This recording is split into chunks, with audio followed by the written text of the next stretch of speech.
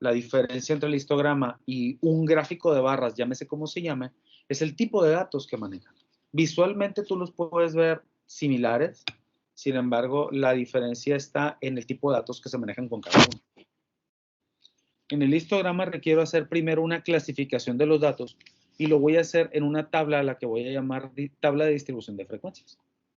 Y en esta tabla, pues yo lo que voy a hacer es buscar la forma de ir agrupando todos los datos numéricos que vaya encontrando.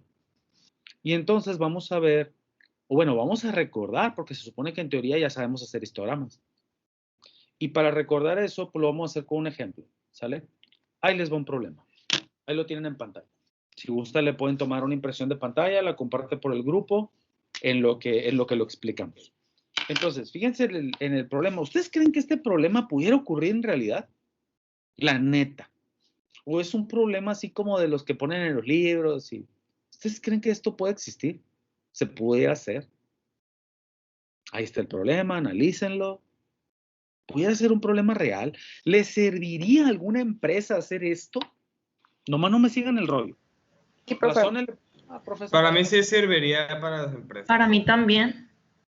Pues en primer lugar para ver si... ¿Qué utilidad? ¿Se visualizan ustedes? Pero ¿se visualizan ustedes como ingenieros industriales haciendo esto? O sea, haciendo este tipo de análisis.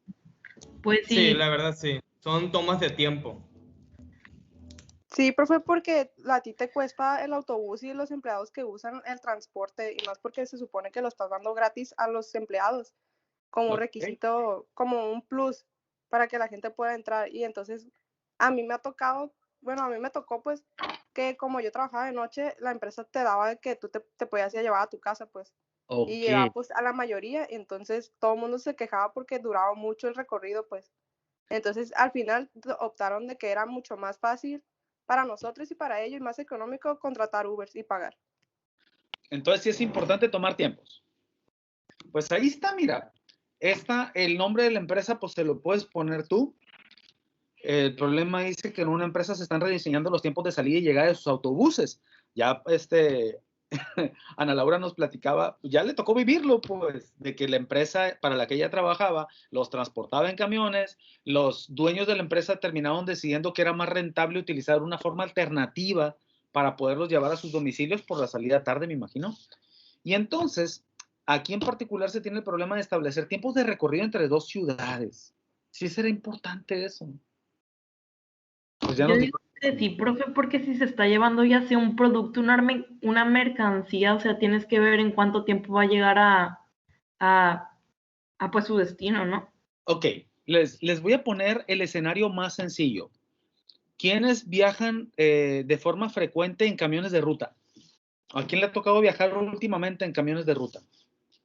Estamos en pandemia, profe, no salimos. Apenas salía de Novolato, profe, que se venía al Ok, fíjate sí, yo también. Fíjate bien el asunto. Incluso el Navolato, ¿quién sabe si se pueda tipificar ya como un camión de ruta, O sea, para mí el Navolato es un camión urbano. Camión de ruta implicaría moverte de una ciudad a otra, aunque curiosamente, moverte de Navolato a Culiacán, en teoría tendría que ser el equivalente de moverte de Mazatlán a Culiacán, porque Navolato igualmente es un municipio. Estamos hablando de traslado entre municipios. Si tú, por ejemplo, te vas a mover Navolato-Culiacán, suponiendo, ¿no? ¿Será de utilidad conocer la hora precisa de la salida del camión y la hora precisa de la llegada? Sí. Sí, confirmo que sí sale. La empresa de transporte necesita programar a qué horas va a salir para podérselo hacer saber a los clientes. Señores, el camión sale a las 6:15 de la mañana o sale a las 9 de la noche. Se hizo el conteo. ¿Cuántos tenemos aquí? 46 recorridos. Sí es importante, ¿no? Digo, si yo, por ejemplo, que me muevo de una colonia al TEC o del TEC a mi casa, pues es importante conocer los tiempos, ¿sale? Para poderme programar. Imagínate qué chulada que tú pudieras saber la hora exacta o la hora con un buen nivel de aproximación que va a pasar tu camión que te va a llevar a tu casa. Ya puedes administrarte, profe, deme chance, ¿no? Porque el camión sale a las 8 el camión pasa a las 8:10 por aquí y es el último. Y me piden que con base en información anterior se construya una tabla de frecuencias y se realice la interpretación correspondiente, obviamente, del histograma, ¿no? Tabla de frecuencias, histograma e interpretación correspondiente. ¿Cuántas clases voy a formar aquí? ¿Cuántos grupos de tiempos voy a hacer aquí y por qué? Pues tendríamos que sacar con las fórmulas los números de las clases, el ancho de la clase. ¿Y se acuerdan de todas esas fórmulas? No. No. ¿Qué dicen los demás? No, profe. ¿Cómo calculo, por ejemplo, el número de clases? Venga. ¿Cómo el número de clases? ¿Perdón? ¿Cómo el número de clases? ¿El número de clases por día o por semana? Ok. Para entenderlo de mejor manera, cuando yo hablo del número de clases, me refiero al número de grupos que voy a hacer. También tenemos que ver como dice mi compañera, el ancho de cada clase. Ok, de acuerdo, pero ya el ancho de la clase lo voy a decidir primero que nada cuando tenga cuántas clases voy a hacer. Ah, pues ¿No se sí. sacaba, profe, con la raíz cuadrada del número de datos? Esa es una muy buena respuesta. Creo algo No así. es la mejor manera, no es la mejor forma, pero es una manera de sacarlo. Primero se saca el rango. Primero ¿No se era el más grande menos el menos, pues el menor entre dos? Ya ni me acuerdo, profe, de las fórmulas. Válgame Dios. Profe, ¿no se saca la media? Es importante calcular la media aquí para aspecto de análisis, pero para poder clasificar los datos, la media no es necesaria. Regla de Sturles. A ver, platíquenme. ¿Qué hace esto? Estoy viendo, profe, y era 1 más 3.322 logaritmo del número de total de frecuencias, ¿no? Así es. Esta regla es una regla que te permite calcular de forma o con un nivel de precisión importante cuántas clases son las más recomendables formar cuando tienes una cierta cantidad de datos. La operación es relativamente sencilla, aunque involucra logaritmos. ¿Sale? La regla de Sturges, repito, me va a decir cuántas clases debo formar de manera óptima para construir mi histograma.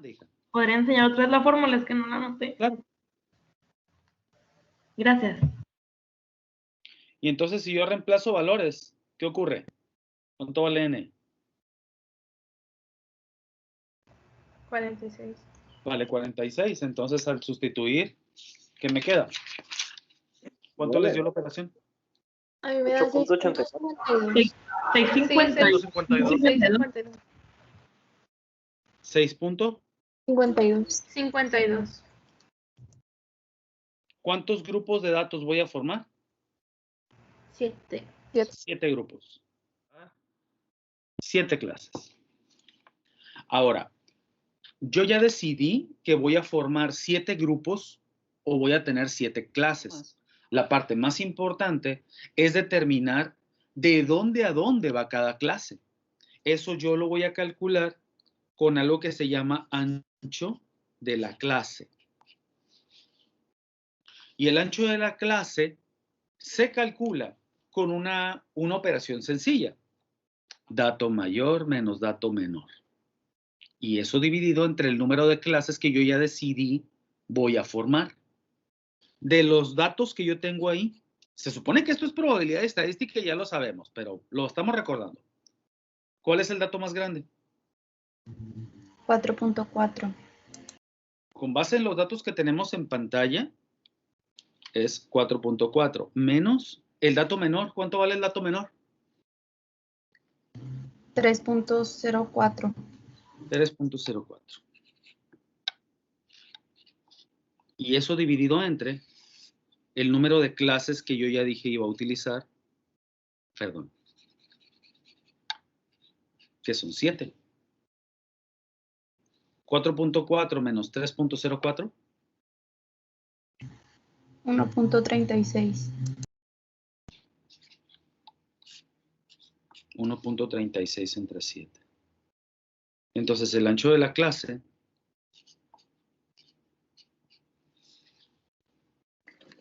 ¿cuánto es? 0.19.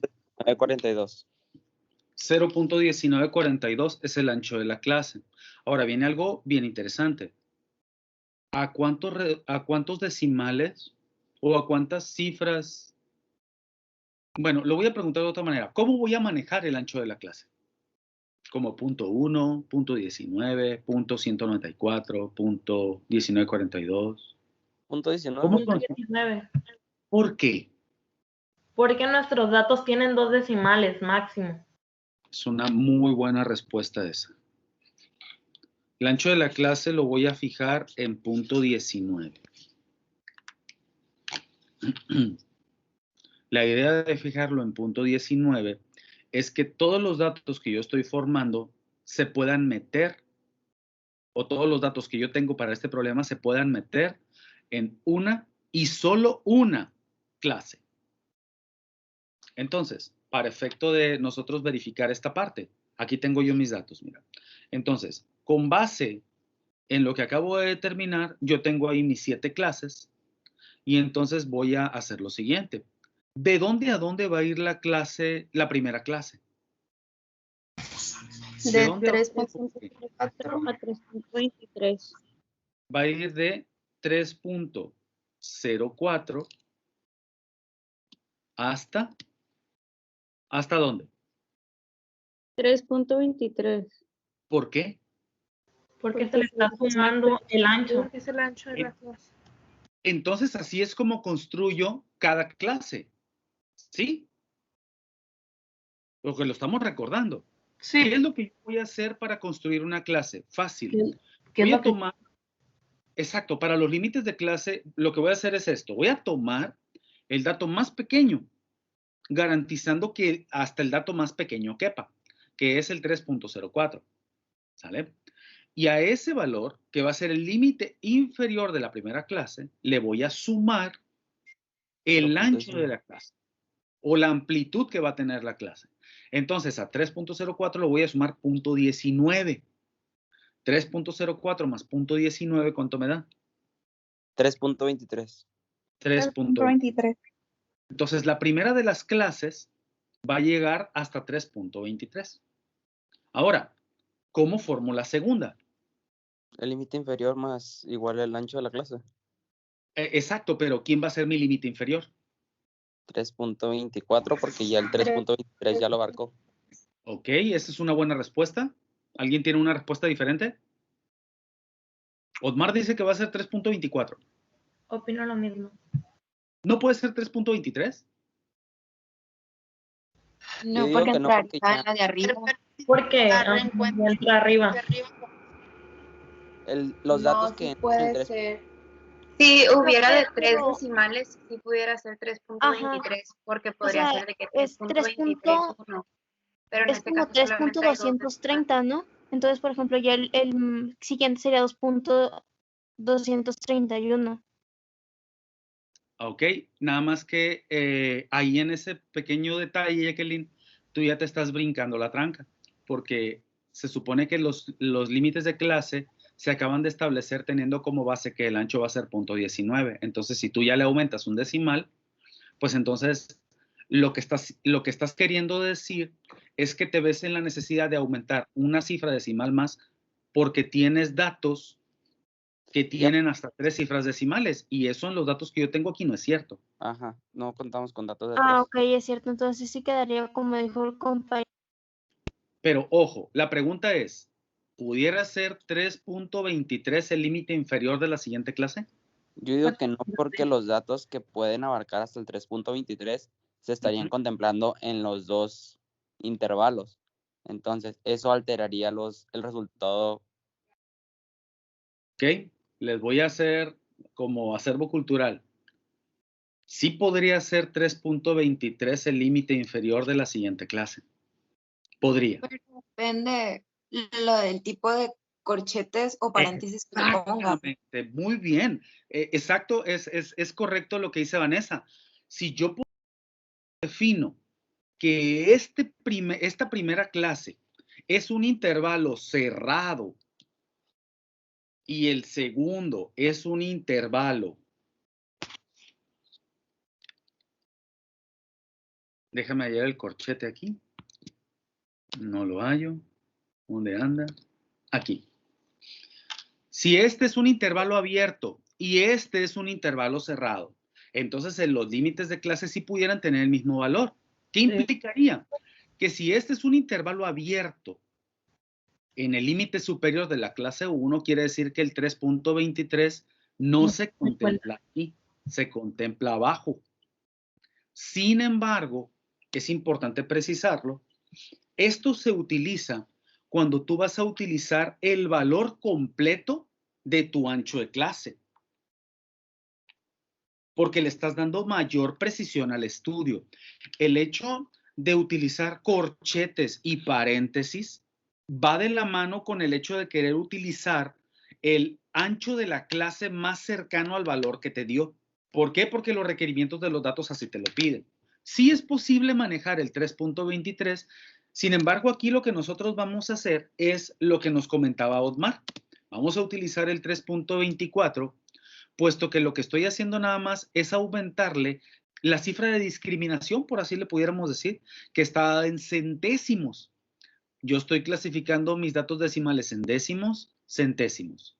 Entonces lo que voy a hacer es aumentar un centésimo y a partir de ahí volver a calcular, utilizando este como el nuevo límite inferior, volver a calcular ahora el ancho para la segunda clase. Entonces, ¿la segunda clase de dónde va? De 3.24 a 3.43. 3.43, perfecto. Esa es la manera como nosotros lo vamos a hacer. El siguiente sería de 3.44 y hasta... A 3.73. 3.73. 63. Perdón, 63. ¿El dato más pequeño y más grande caben en esta tabla? Sí. Sí caben, ¿no? Una vez que yo ya formé las diferentes clases con sus respectivos límites, vienen, pues, el conteo de datos. Hay que ver cuántos de los datos que yo tengo aquí caen en la primera clase, cuántos de los datos caen en la segunda, cuántos caen en la tercera, en la cuarta, y así de forma sucesiva. Pues esa parte les va a tocar a ustedes. Hay que contar. Que nos lo podemos brincar, ¿eh? Nos podemos brincar el conteo. ¿Les parece si nos lo brincamos? ¿Podemos hacer desde Excel? Sí, vamos a Excel a hacerlo. Está mucho mejor en Excel. Entonces, y vamos a hacer el conteo en Excel, ¿les parece?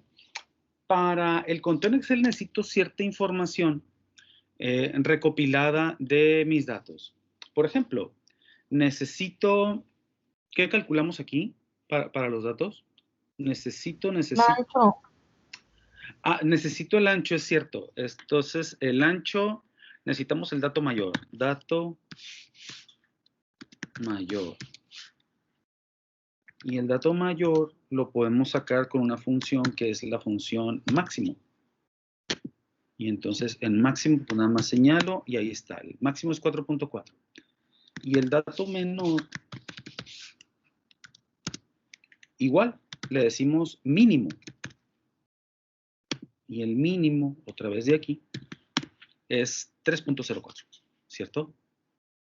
El rango, que era la resta que teníamos arriba, el rango así se calcula, ¿no? Dato mayor menos dato menor. Le podemos poner por ahí una pequeña formulita rápida. Y ahí está el rango, que es 1.36. Y el número de las clases,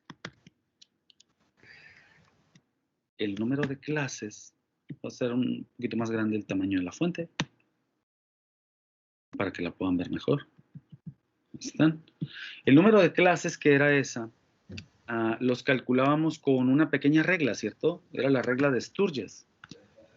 Y entonces en la regla le decíamos que era igual a 1 más, y como voy a tener una división, le voy a decir logaritmo, ahí está el logaritmo base 10, de n, ay, pero qué güey, no saqué n. Entonces, bueno, voy a dar otro pequeño espacio aquí.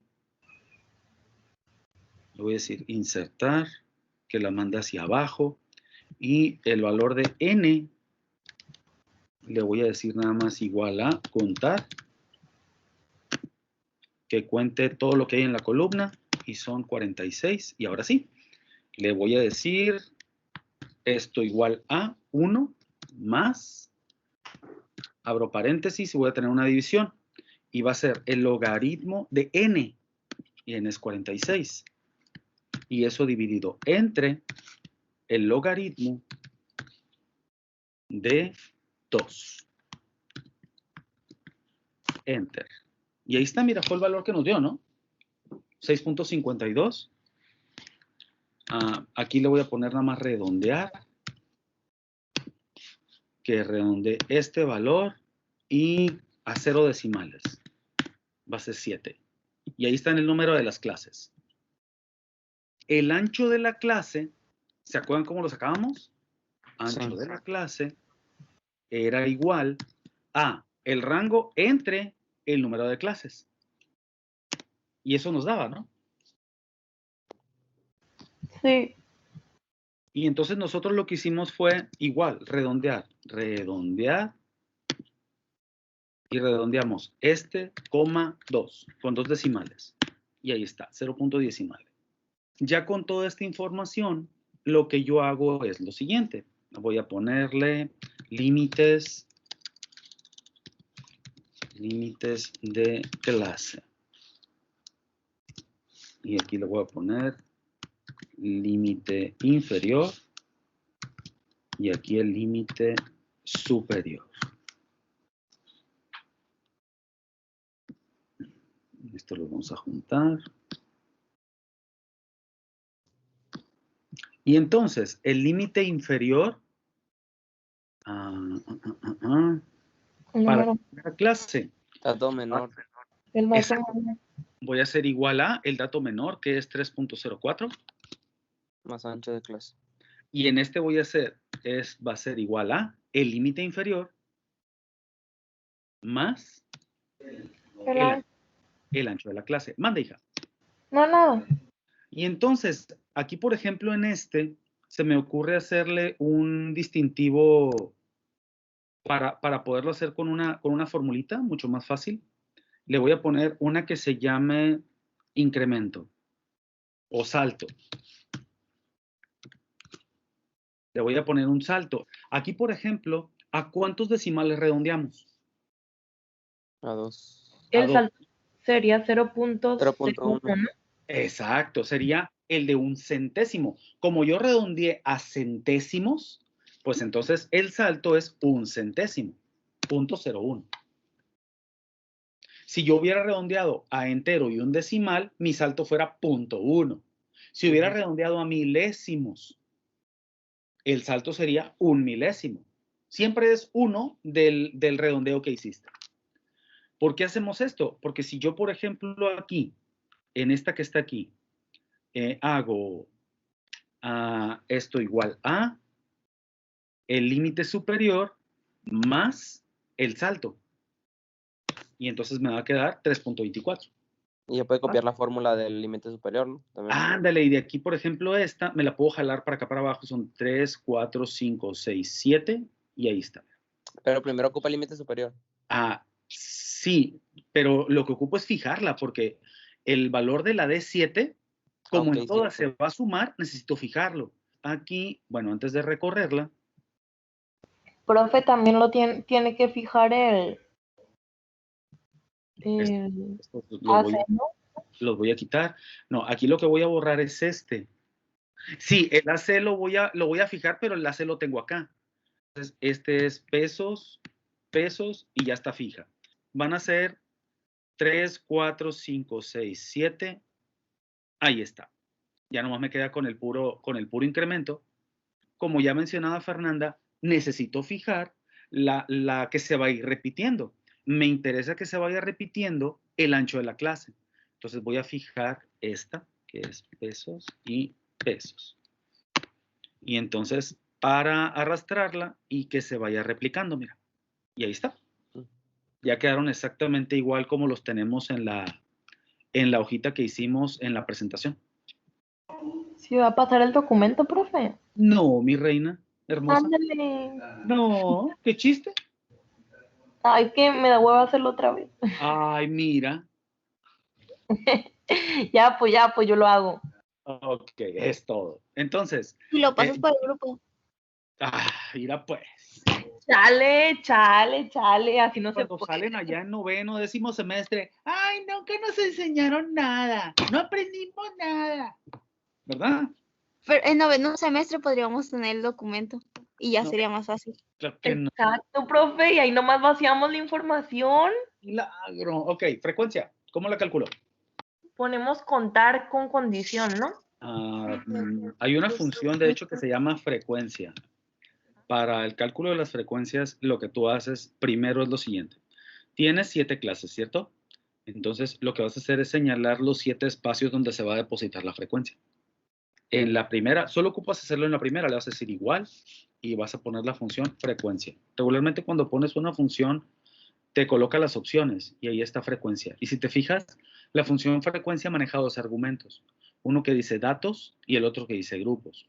Datos son todos los datos que quieres que cuente. Grupos son las delimitaciones que le vas a poner a los conteos. Y están separados por una coma, ¿ya viste? Es datos, coma, grupos. Así es como se colocan las funciones en Excel. Le coloco la función frecuencia y se abre automáticamente el paréntesis y entonces primero señalo los datos. Los datos son del 1 al 46. Aquí están, mira. Ok, ya puse entonces los datos, que es uno de los argumentos que me pide. Y luego me pide los grupos, mira, los grupos de referencia. Básicamente son los límites de conteo. Aquí una vez que yo le pongo los datos, separo por una coma. Y ya se puso los grupos, ¿viste? Ya se subrayó en la función grupos. Y entonces en los grupos, yo lo que le voy a poner son los topes o los límites para contar. Y ese, pues, la mejor columna que me lo marca es la columna del límite superior. ¿Por qué? Porque la primera clase va a contar hasta el 3.23, la segunda hasta el 3.43, la tercera hasta el 3.63 y así de manera sucesiva. Entonces, en grupos voy a señalar toda la columna de los límites superiores y voy a cerrar el paréntesis. Y como parte de esta fórmula, resulta que esta fórmula es de tipo matricial. Para habilitar las funciones matriciales tienes que hacer una combinación de teclas. Y antes de poder correr las funciones matriciales, lo que tienes que hacer es abrir los argumentos de la función en este pequeño icono que dice insertar función. Yo ya terminé de introducir toda la función. Mira, ya está cerrado el paréntesis y todo el rollo. Entonces, ¿qué hago? Hago clic en FX. Y ya se abrió por acá. Ah, pues ya estaba abierta por acá, por este lado. Entonces, una vez que está abierta, vas a dar una combinación de teclas. Y le vas a decir al mismo tiempo, Shift, Control, Enter. Y entonces, ¿sí son 5 datos en la primera clase? Del 304 al 323, ¿sí son 5? Veamos. 1, 2, ¿Sabes qué? 3. Sí, son, profe. ¿Sí son? Sí. 4. Por ahí debe estar el quinto y 5. Entonces, pues ahí está, mira. Ya corrió la función. Había por ahí otra columna que habíamos marcado en la presentación que se llama marca de clase. ¿Sí la vieron? Aquí está, mira. La marca de clase es la etiqueta que lleva cada una de las clases. Marca de clase. Abreviada como MC.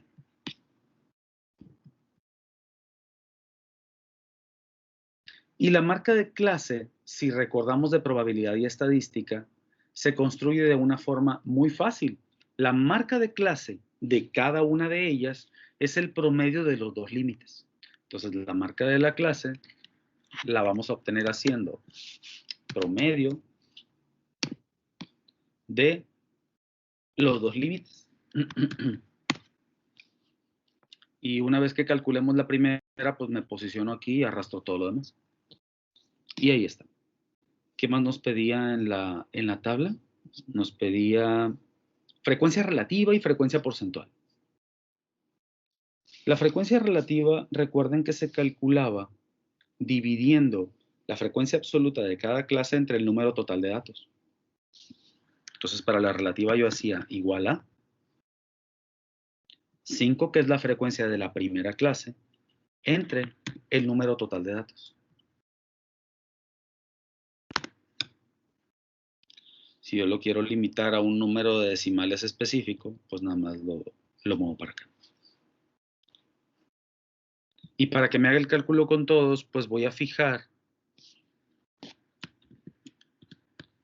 el valor de n y ya arrastro. La suma de todas las frecuencias relativas, ¿cuánto debe darme? 1. Acá está abajo, mira el 1. Y para la frecuencia porcentual, ¿cómo le haces? Multiplico la relativa por 100. Multiplicas por 100. Para hacerlo mucho más fácil, pues lo que voy a hacer es copiar y en el pegado le voy a decir pegado especial y que me pegue nomás los valores, para que no me pegue toda la fórmula. Y si lo quiero en porcentual, pues nada más le hago clic en el símbolo de porcentaje. Y entonces ahí está mi tabla completa ya. La tabla que pedía el problema.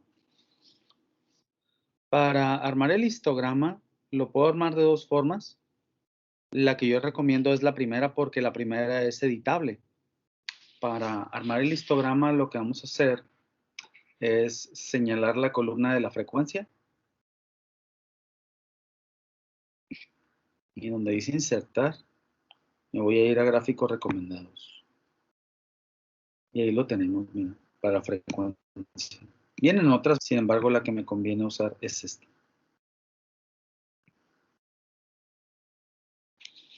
Y aquí, pues ya se formó mi histograma. Lo voy a mandar a una hoja individual. Histograma. Y ahí está. Sobre el eje de las X están representados los intervalos de tiempo. Sobre el eje de las Y está la frecuencia. Y lo que vamos a hacer es hacer un ajuste del histograma. Ahora, independientemente de la forma que leemos al gráfico, la parte que más me interesa es la interpretación del mismo. ¿Qué podemos ver aquí? Porque el histograma en teoría arroja algo. ¿Podemos ver algún comportamiento especial? Se supone que ya llevamos probabilidad y estadística 1. Profe, falta agregar abajo, ¿no? En la de los X, los intervalos. Aquí, por ejemplo, lo que yo estoy haciendo es representando los números de las clases y los números de las clases, acorde con la tabla que tenemos, representan intervalos de tiempo. Entonces, aquí, por ejemplo, podemos agregar el número de la clase y aquí le podemos poner las clases del 1 al 7, ¿no? Para que correspondan a lo que tenemos por ahí en la tabla. Sin embargo, como les decía, a pesar de que es importante cambiarles de color y ajustar la configuración del histograma que construiste, la parte más importante es poder interpretar qué significa, qué representa este histograma. Nos puede ayudar mucho el cálculo de la media. ¿Cómo le hago para calcular la media aquí? No es la sumatoria de todos los datos entre n. La sumatoria de todos los datos entre n. No es una mala idea, solo que aquí yo tengo un problema. Resulta que mi información ya está clasificada. Entonces, existe la posibilidad de que cuando tú hagas análisis de información, tengas acceso a los datos individuales, pero también existe la posibilidad de que no lo tengas. Profe, ¿podría ser la frecuencia entre el número de clases? Sumarle todas las frecuencias y dividirlo entre el número de clases. Sumar todas las frecuencias y dividirlo entre el número de clases. Si yo sumo todas las frecuencias, me da 46. ¿No sería la frecuencia por la marca de clase entre 46? Es una buena respuesta esa. ¿Y qué calcula esa fórmula que acabas de dar, Vanessa? ¿Para qué se usa? Para el promedio. ¿Pero qué características tiene ese promedio? Pues realmente la marca de clase ya es una media. Lo que acaba de mencionar Vanessa es una medida de tendencia central que tiene una característica en particular. ¿Cuál es? Vanessa me acaba de dar cómo calcular la media. ¿Pero la media de qué? Lo que van a calcular es la media para datos agrupados. Y para calcular la media para datos agrupados, pues vamos a hacer lo que Vanessa hace un momento comentaba. Primero vamos a hacer la multiplicación de la marca de clase por la frecuencia de la clase. ¿Qué dijimos que era la marca de la clase? ¿Se acuerdan? El promedio de los límites. Así se calcula, era el promedio de los límites, pero ¿qué era la marca de la clase? La marca de la clase es el representante de cada grupo que tú formaste. Cuando tú manejas datos de tipo cualitativo, no ocupas una marca de clase, porque cuando clasificas los datos, básicamente lo que está haciendo es contar. A ver, ¿cuántos sillones con la tela rota hay? Tela rota es la etiqueta o el nombre de la clase o el representante de la clase. Y entonces tú ya nada más ahí cuentas. 1, 2, 3, 4. ¿Cuántos de esa etiqueta salieron? Resulta que cuando tú manejas datos cuantitativos, es decir, números, como lo puedes ver aquí a la izquierda, tales etiquetas no existen. Tú las tienes que generar. Entonces, para los datos cuantitativos, la etiqueta de cada grupo, de cada clase, se llama marca de clase. Y se calcula con el promedio. Ahora, como ya bien lo apuntaba ahorita Vanessa, para hacer el cálculo de la media para datos agrupados, yo lo voy a hacer bien fácil. Primero voy a multiplicar la marca de la clase por la frecuencia de la clase. Y en la marca de clase, por la frecuencia de clase, voy a multiplicar los valores de dos columnas. Voy a multiplicar el valor de la frecuencia por la marca de la clase. Y entonces, como yo ya hice eso, pues nada más lo voy a arrastrar. Y en esta celda de esa posición, en la celda N12, pues voy a hacer el cálculo completo. Ya ahorita mencionaron que el cálculo que se necesitaba hacer era una división. Sumar las multiplicaciones de la marca de clase por la frecuencia y dividirlo entre el número total de datos. Y eso me va a arrojar la media para datos agrupados. Esto es bien importante que lo sepan calcular, repito, porque va a haber ocasiones en las cuales tú no vas a tener acceso a todos los datos.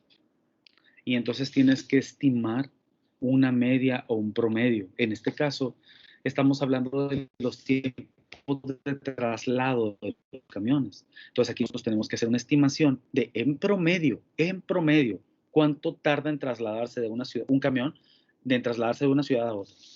Entonces aquí, ¿qué es lo que yo voy a hacer? Voy a aplicar otra pequeña fórmula y le voy a decir suma de todos estos datos y la voy a dividir entre el tamaño de la muestra, que es 46. Le voy a decir enter. ¿Cuánto me dio? Profe, ¿es entre el número de clases o número total de datos? El número total de datos, hija. Y entonces el cálculo se pone bien interesante porque resulta que yo no necesité contar. Ahorita alguien hizo el comentario, el cual es perfectamente válido, pero repito, va a haber algunas ocasiones en las cuales tú no vas a tener los datos sueltos, pues regularmente te dan tablas ya con datos procesados. Tu equipo de trabajo te puede dar tablas o igual a ti te toca recolectar los datos. Entonces, tú lo que tienes que hacer es saber la forma de poder estimar un valor cercano al promedio sin necesidad de tener todos los datos. No siempre voy a tener acceso al valor o al dato de la población completa. ¿Qué voy a hacer?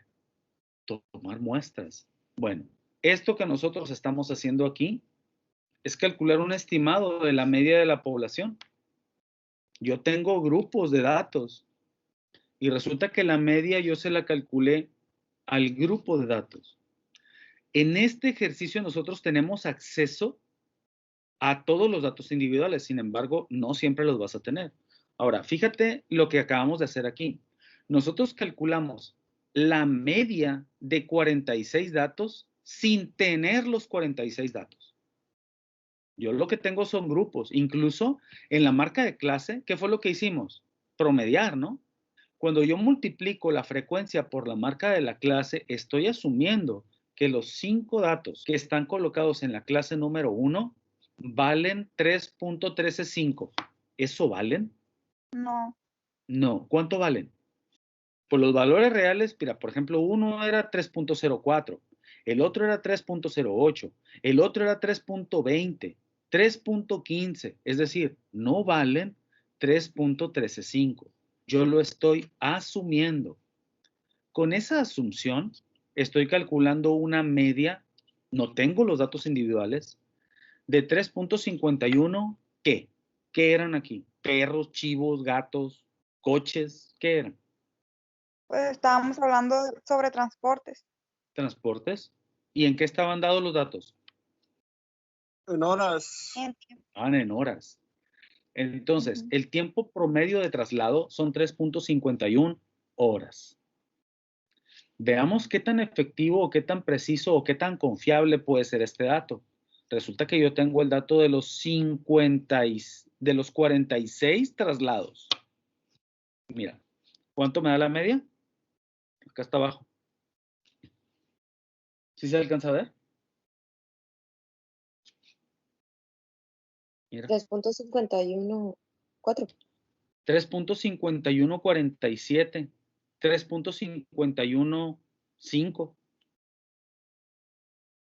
Y sin tener los datos, ¿cuánto me dio? 3.513. 3. Calculados con los datos de verdad, me da 3.515.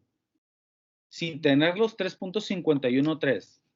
¿Qué tan preciso puede ser este cálculo? Muy preciso. Muy preciso y más teniendo en cuenta que no necesito sumar los 46 datos. Ahora, seamos sinceros. En un estudio, cuando tú analizas información, cuando tú analizas datos, 46 es un número pequeño. Hay datos o hay estudios en los cuales la recolección de información se hacen por los miles. Entonces, ¿te imaginas tener que sumar de manera individual 10,000 lecturas, 20,000 lecturas, 100,000 lecturas de datos? Qué lío, ¿no? Imagínate, por ejemplo, que yo en lugar de tener 46, tuviera, se me ocurre, 1,000 datos. ¿Cuántas clases tendría yo que formar para estudiarlos? 11 clases. ¿Qué es mejor calcular? ¿O cómo es mejor calcular el promedio? ¿Calculárselo sumando 1,000 datos de manera individual o utilizando 11 clases? 11 clases, obviamente. ¿Verdad? Entonces, para eso se hacen este tipo de estudios. Ahora, complementando el resultado para el estudio que acabamos de hacer, pues ya construimos el histograma. ¿Sale? El histograma se parece más o menos a esto que está aquí. Y ahí está el histograma de los tiempos de recorrido. ¿Sale? Ahora, yo, por ejemplo, estoy viendo con base en el gráfico que tenemos acá. Estoy viendo lo siguiente. Resulta que el tiempo promedio es de 3.51 y el gráfico que me da es parecido a este. Quiere decir que en esta sección de la izquierda se comporta de forma acampanada, ¿ya vieron? Se parece a una campana de Gauss. Obviamente yo tendría que ignorar este dato, el dato de la clase 7. Si yo ignoro el dato de la clase 7, ¿qué comportamiento tiene? ¿Cómo se le llama a este comportamiento en probabilidad estadística? Normal. Está normalizado el comportamiento, es correcto. Pero la pregunta es, ¿yo puedo ignorar este dato? Profe, ¿por qué dijo que está normalizado? No sé, Fernanda, ¿por qué está normalizado? Analízalo. ¿Por qué dijimos que estaba normalizado? Venga, anímate. Porque los datos están... ¿Te acuerdas ¿Te acuerdas a qué se refería la normalización, Fernanda? En la materia pasada. La llevaste conmigo, ni modo que digas que no lo viste. Sí, pero no me acuerdo, profe. Échale memoria. ¿Quién le ayuda? ¿A qué se refería la normalización de datos? Porque los datos provienen de una distribución normal. Provienen de una distribución normal. Pero ¿cómo podemos ver esa distribución normal en el gráfico, Melissa? ¿Se puede ver? ¿Se puede ver que es una campana? Fíjate, ve siguiendo la flecha. ¿Se puede ver que es una campana? Se podría decir que sí. Se parece, ¿verdad? Tiene cierto parecido. Ahorita les mencionaba, si yo ignoro esta barra, tiene un comportamiento muy parecido a una curva normal. Pero también yo preguntaba, ¿en serio puedo ignorar este dato? Pues podría ser un dato atípico, pero tendría que haber otras muestras para ver si es ese comportamiento. Excelente respuesta de Vanessa. En efecto, puede ser un dato atípico. Aquí estamos hablando de tiempo de traslado. Este dato que está aquí, en la clase número 7, que tiene frecuencia de 1, ¿qué dato es? Es el dato mayor, ¿no? Dice nomás que hay un dato ahí. Mira. Un dato está. ¿Quién es el dato en este grupo? Por pura lógica deduzco que es el dato más grande. En promedio, fíjense bien el análisis, lo van a hacer ustedes. Me gustaría que supusieran un escenario que pudiera ser poco probable, pero que igual pudiera pasar, ¿no? Fíjate bien, el promedio de los tiempos de traslado es 3.51 horas, casi 3 horas y media. Este gallo que está aquí se tardó casi 4 horas y media. ¿Es un comportamiento normal? ¿Típico? Como dicen, mi compañera, puede ser atípico. Okay. Puede ser que se le desparpajó el camión o algo por el estilo. Es un dato atípico, es un dato que no ocurre con frecuencia. ¿Qué pudo haber pasado ahí? Pues se ponchó, se le acabó el aceite. ¿Cuánto tiempo es? 1 hora. Pues ahí hizo una parada técnica en alguna parte, llegó a ver algún antiguo amor, no sé, o sea, es 1 hora, pues.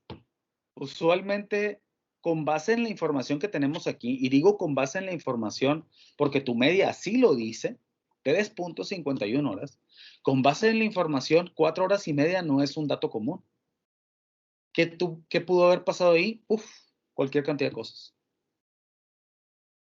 Entonces lo pudiéramos considerar como una distribución normal o algo que se acerca mucho a una distribución normal si yo ignoro este.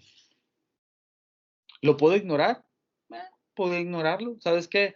No vamos a contar este camión que se tardó 4 horas con 40, puesto que sufrió un accidente.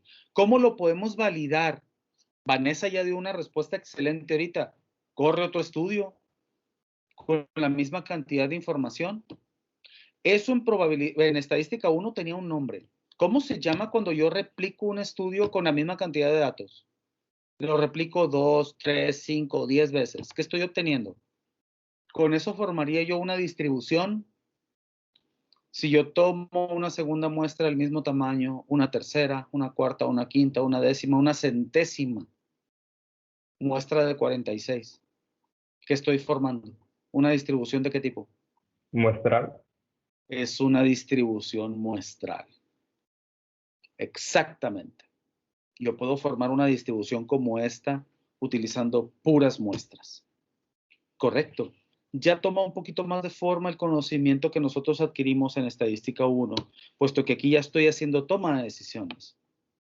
¿Qué tanta importancia pudiera tener el valor de la media en este problema? Piénsalo de forma un poquito más amplia. Tú trabajas en esa empresa de camiones. Es más, tú eres el administrador de ruta. ¿De qué te sirve la media? ¿Te sirve de algo?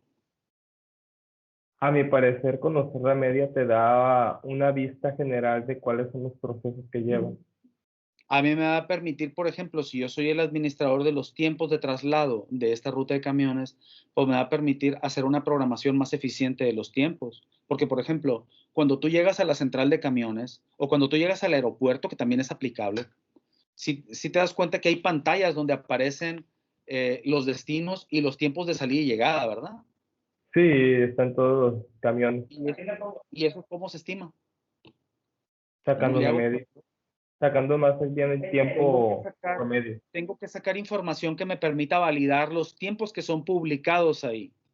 Entonces, esos tiempos publicados te dan un panorama general. Sin embargo, ¿el avión puede llegar antes de lo programado? Sí, dependiendo del clima. Sí, mira, aquí tengo 3 horas con 51, que es el tiempo promedio, y resulta que hubo 5 aviones o 5 camiones que llegaron entre 3.04 y 3.23 horas de traslado. Son poquitos, pero la pregunta era, ¿es posible que el avión o el camión llegue antes? Claro que es posible. Ahora, para efecto de hacer ese análisis un poquito más completo, resulta que yo puedo tener diferentes escenarios cuando estoy analizando un histograma. Los primeros dos que están viendo en pantalla corresponden a escenarios normalizados o que tienen cierto grado de normalidad. Uno de ellos presenta un nivel de variabilidad relativamente bajo. ¿Por qué? Porque aquí se nota de forma un poquito más clara la curva acampanada, siguiendo, por ejemplo, las partes centrales del histograma, se nota una curva acampanada mucho más definida.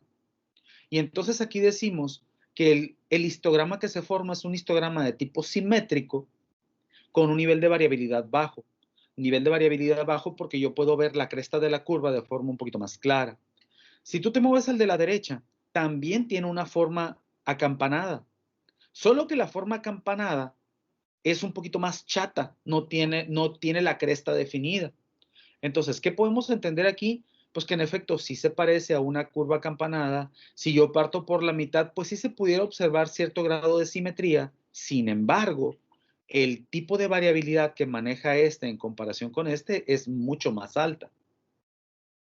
No se ve una concentración definida sobre los datos centrales, sino que mira, aquí se ve que este dato o este grupo de datos es el que se presenta con mayor frecuencia, pero este está casi con el mismo nivel de frecuencia y los dos que siguen hacia los lados están más bajos que este, pero siguen altos, más bajo, pero igual siguen altos, mientras que acá se ve un decrecimiento hacia los dos lados mucho más marcado, definiendo la cresta de la curva. Aquí no se nota tanto.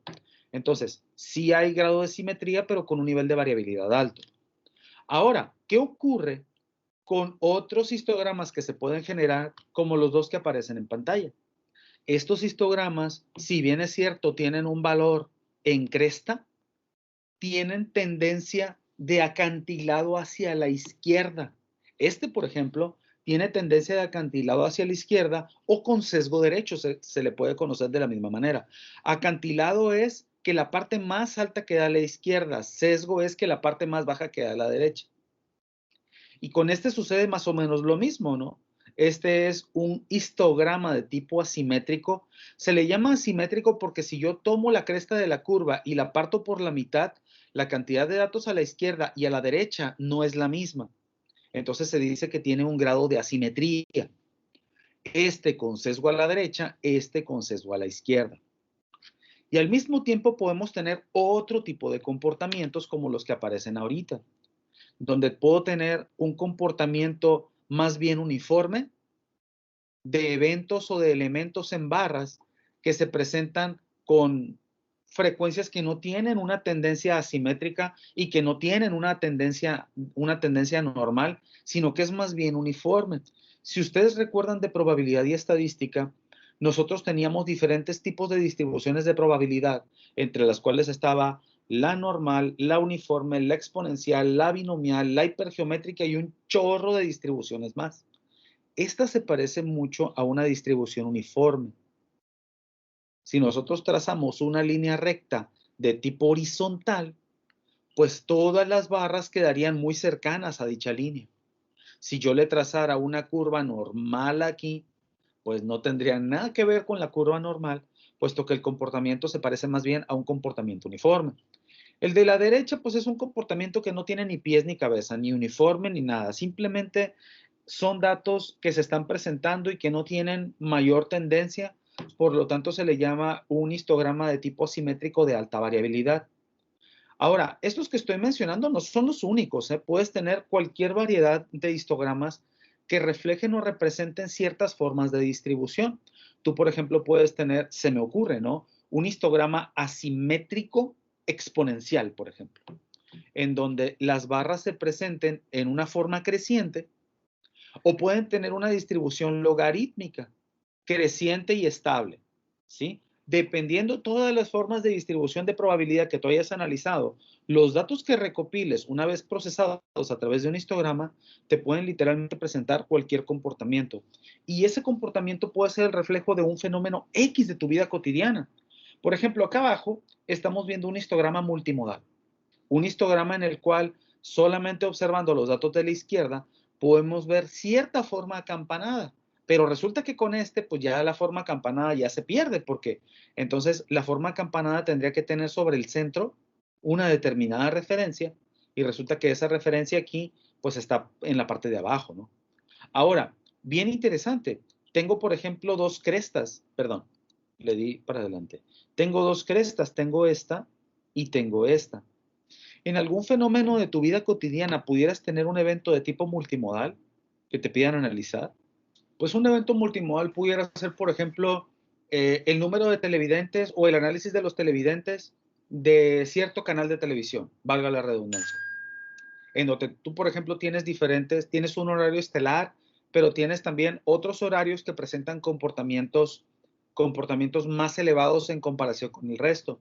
O pudiera ser, por ejemplo, que esta gráfica de tipo multimodal reflejara las horas de tráfico o el comportamiento del tráfico de la avenida Álvaro Obregón, donde aquí, por ejemplo, esto que se presenta aquí es el número de coches que circulan por una cierta calle a las 8 de la mañana, y este pudiera reflejar los coches que circulan por la misma avenida Álvaro Obregón, pero a las 2 de la tarde o a la 1 de la tarde.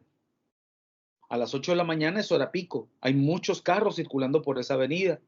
Llegan las 10, 11 de la mañana y el flujo vehicular baja, pero resulta que a la 1, 2 de la tarde, que es la hora de la salida de los chicos de la escuela y la entrada a los siguientes turnos, vuelve a incrementarse. Aquí, por ejemplo, tengo un problema o un histograma de tipo bimodal, pero pudiera haber un trimodal. Pudiera ser a las 8 de la mañana, a las 2 de la tarde y a las 7 de la tarde, la hora de salida de los trabajos y los turnos vespertinos de la escuela.